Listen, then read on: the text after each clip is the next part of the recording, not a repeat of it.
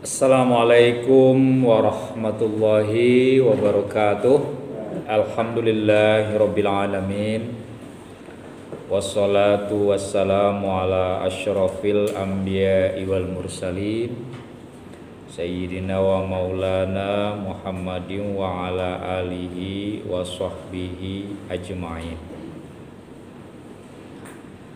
Puji syukur kita haturkan kehadirat Allah Subhanahu wa ta'ala atas limpahan rahmat dan karunia-Nya kepada kita semua. Pada sore ini kita telah dapat hadir bersama-sama di Masjid Al-Firdaus ini dalam kajian Selasa sore.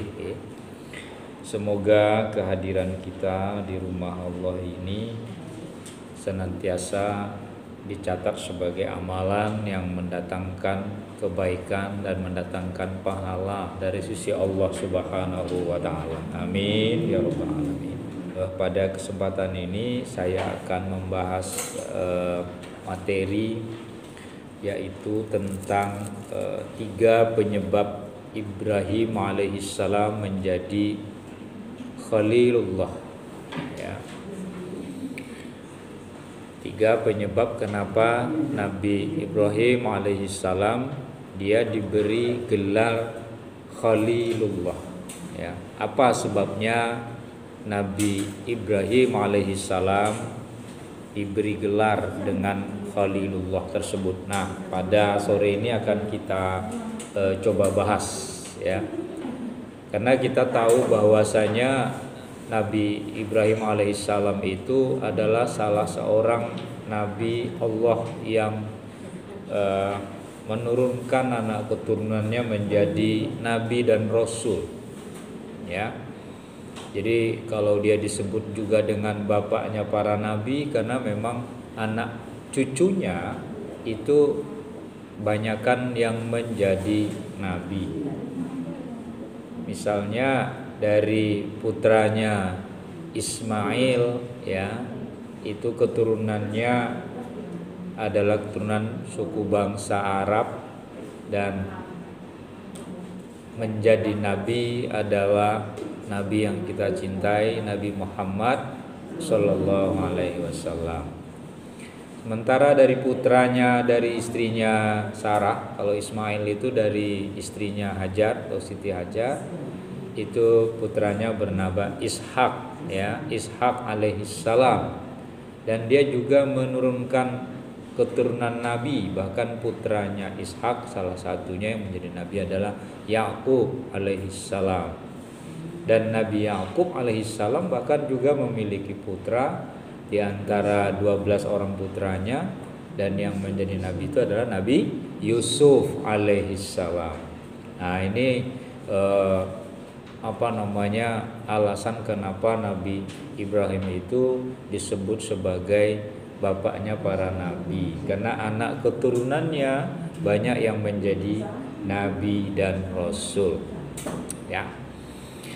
Kemudian ada keistimewaan lain yang Allah berikan kepada Nabi Ibrahim alaihissalam, bahwa beliau di masa kecilnya itu adalah anak yang cerdas luar biasa.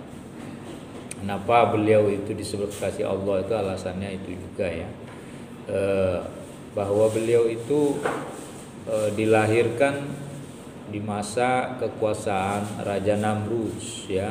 Raja Namrud itu adalah seorang raja yang sangat arogan, sombong, ya, kemudian zalim, dan dia menyuruh rakyatnya untuk menyembah berhala atau patung yang mereka ciptakan sendiri. Dan pencipta patung itu salah satunya adalah ayahnya Nabi Ibrahim, yang disebut juga dengan namanya Azar, ya. Jadi bukan Ajar, Bu, ya, Azar. Nanti kalau Ajar jadi kurang ajar nantinya, ya. Ini Azar, ya. Nah, Azar ini adalah ayahnya Nabi Ibrahim, di mana dia adalah pembuat patung, Ayahnya yang buat patung, dan patung yang buat ayahnya itulah yang disembah oleh rakyatnya Raja Namrud saat itu. Dan Ibrahim kecil, dia adalah anak yang pandai. Dia sudah berpikir, kok ada orang bikin patung sendiri lalu menjadikan patung yang dibuatnya itu menjadikan sebagai Tuhan. Nah, dikawin dewe lalu dijadikan Tuhan. Dia tidak terima itu secara akal sehat dia. Masa kita buat Tuhan kita sendiri, kata dia. Lalu kita sembah sendiri gitu. Nah, ini kisahnya panjang itu, Ibu mungkin sudah baca bagaimana dia memotong tangan salah satu patung sampai dia dibakar ya. Kita tidak akan membahas itu, tapi kita akan menjelaskan bahwa Nabi Ibrahim ini dia disebut dengan kekasih Allah atau Khalilullah. Apa sebabnya? Nah, itu ada 3 ya. Satu hari Nabi Ibrahim itu pernah ditanya ya oleh orang, "Wahai Ibrahim, apa sebabnya Allah menjadikanmu sebagai kesayangannya?" Jadi kekasih itu kan berarti kesayangan, cintai oleh Allah.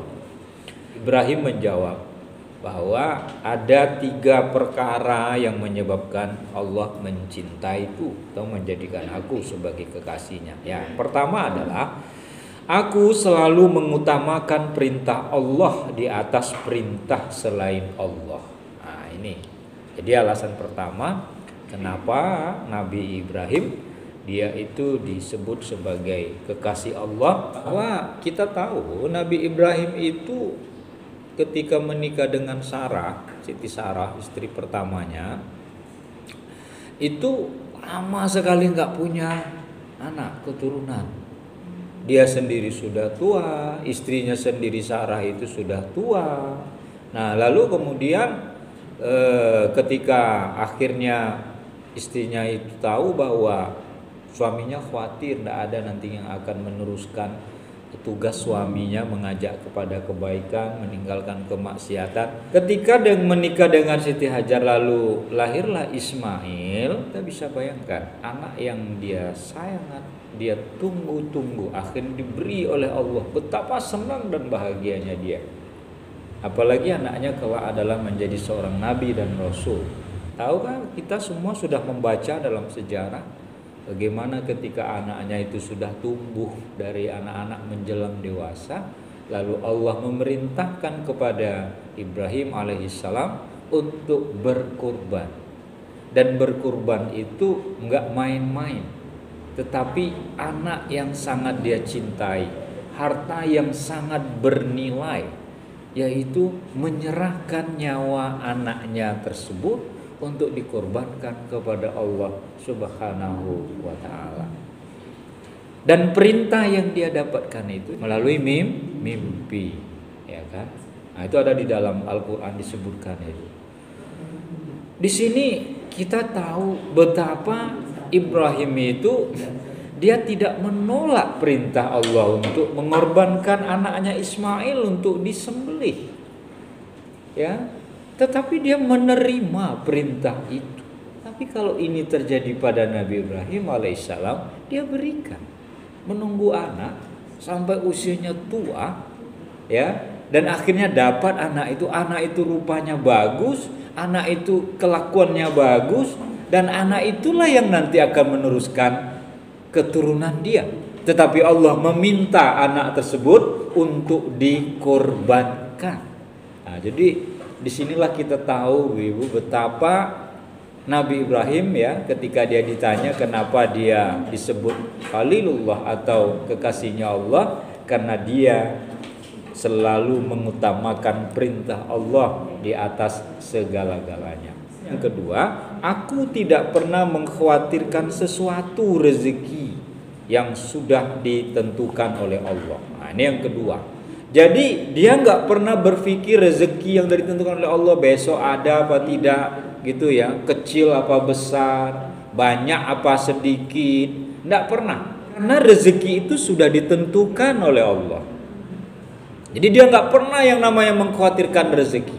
Bicara tentang rezeki itu tadi, Ibu, dia nggak pernah khawatir meninggalkan istrinya hanya dengan bekal secukupnya di tempat yang sangat gersak. Ibrahim gak pernah khawatir ketika dia meninggalkan istrinya, Karena itu juga atas petunjuk Allah ya. Kenapa? Karena ketika Allah menciptakan kita ini ibu-ibu, Allah sesungguhnya juga sudah menyiapkan rezeki untuk kita. Ya, nggak usah kita lah, hewan saja, ya, cacing saja di dalam tanah, nyamuk saja, yang setiap makhluk yang diciptakan oleh Allah itu punya rezeki. Burung-burung yang berterbangan di angkasa itu ya tetap hidup itu. Kenapa? Karena memang rezekinya sudah ditentukan oleh Allah. Maka pelajaran untuk kita, jangan pernah kita khawatir bahwa Allah itu tidak memberikan kita rezeki. Ada orang yang di PHK di tempat dia bekerja, lalu dia berpikir, dah kiamat sudah dunia buat saya, tidak makan saya. Mungkin dia di PHK di situ dan tidak bekerja di situ, tapi dia lupa bahwa rezeki itu tidak hanya dari situ.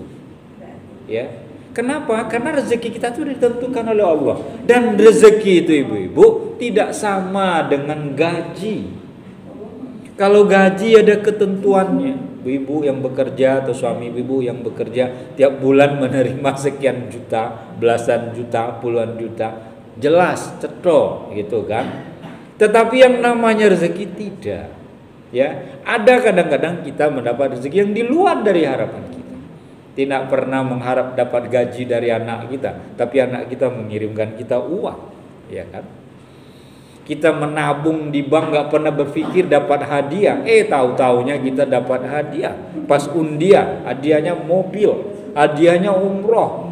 Ya, kita nggak menyangka. Dan kadang kita juga suka melupakan bahwa rezeki itu tidak hanya uang, makanan, ya, yang berbentuk fisik, tetapi rezeki itu juga merupakan hidup yang sehat tubuhnya, kemudian hidup yang bahagia. Itu juga rezeki dari Allah. Makanya ketika kita hidup di dunia ini, rezeki kita diatur oleh Allah, itu benar. Kalau urusan rezeki, kita memang harus meniru Nabi Ibrahim alaihissalam. Dia tidak pernah mengkhawatirkan tentang rezeki, karena Allah asal mau kita bekerja, asal mau kita berusaha, Allah pasti memberi kita rezeki. Yang ketiga, Ibrahim mengatakan, aku tidak senang makan baik pada sore hari maupun pagi hari kecuali bersama tamu. Wah, ini luar biasa ya. Beliau itu suka berbagi. Jadi kalau ada tamu itu dia memuliakan tamunya, makan bersama tamu. Makanya kata Rasulullah dalam hadisnya, orang yang beriman itu salah satu adalah ikramud duyuf. Apa itu? Memuliakan tamu. Dan ini dipraktekkan betul oleh orang Arab ini, Bapak Ibu. Jadi kalau di musim haji, ya, di musim umroh di sekitar Mekah itu orang Arab tuh paling seneng dia memberikan suguhan kepada tamu-tamu. Dia memuliakan banget tamu itu, ya. Dia berbagi makanan, dia berbagi minuman, karena tamu yang datang itu dan memakan apa yang kita makan itu, yang kita miliki, itu sebenarnya akan mendatangkan kita rezeki. Begitu cara agama menjelaskannya kepada kita. Sehingga kita dengan tamu itu tidak boleh kita itu berpikir, ada tamu, waduh, harus mendadak bikin gula, harus bikin teh gitu kan, harus nyenek ini, modal ini gitu kan. Jangan berpikir begitu. Kita harus kalau memang kita punya gula teh, lalu kita bikin untuk tamu kita, berikan saja. Kenapa? Karena tamu itu sesungguhnya orang yang datang dapat rezeki dari kita, tetapi kedatangannya sesungguhnya dia akan mendatangkan rezeki buat kita. Kadang itu yang kurang dipahami oleh orang lain. Jadi kalau ada ibu-ibu datang ke rumah teman atau kenalan atau saudara jauh, lalu kita nggak disuguh, ya kita husnuzon saja. Mungkin dia memang lagi sumure asat, mungkin gitu ya, atau gulanya lagi habis gitu, nggak apa-apa. Tetapi kalau ibu-ibu datang ke rumah orang, lalu saat ibu-ibu datang, semua suguhan itu dikeluarkan. Nah, itu orang tuh sudah memahami ini itu. Kan ada kadang-kadang saya juga kaget kadang-kadang bertamu kepada orang yang biasa secara ekonomi, tapi kelihatan memang orang baik, ya. Tapi di rumahnya tuh apa aja semua tuh di apa namanya dikeluarkan. Betul. Saya mengalami betul itu yang seperti itu. Mungkin inilah yang disebut dengan tradisi orang Arab yang sangat memuliakan tamu. Saya pernah bertamu di keluarga Arab, ya. Dan saat bertamu ke rumah orang Arab, kita jadi terharu. Dia miskin sesungguhnya. Dari tetangga-tetangganya dia biasa, tetapi semua dikeluarkan. Dia sengaja pergi ke warung beli ini beli itu, minum semua yang enak-enak dia suguhkan. Bahkan dia sengaja memasak, ya, yang banyak untuk memuliakan tamu. Kenapa?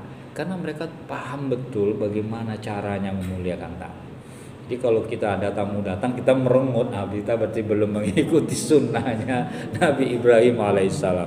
Tetapi kalau misalnya ada tamu datang kita senang, wah ini saatnya saya berbagi rezeki. Itu yang harus kita ingatkan.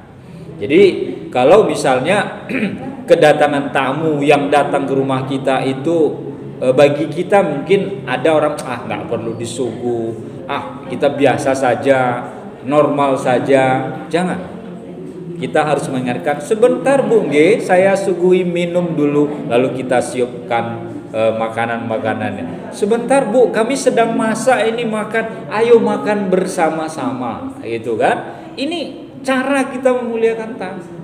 Ya, ketika tamu datang jangan kita khawatir dengan kekurangan yang ada di rumah kita.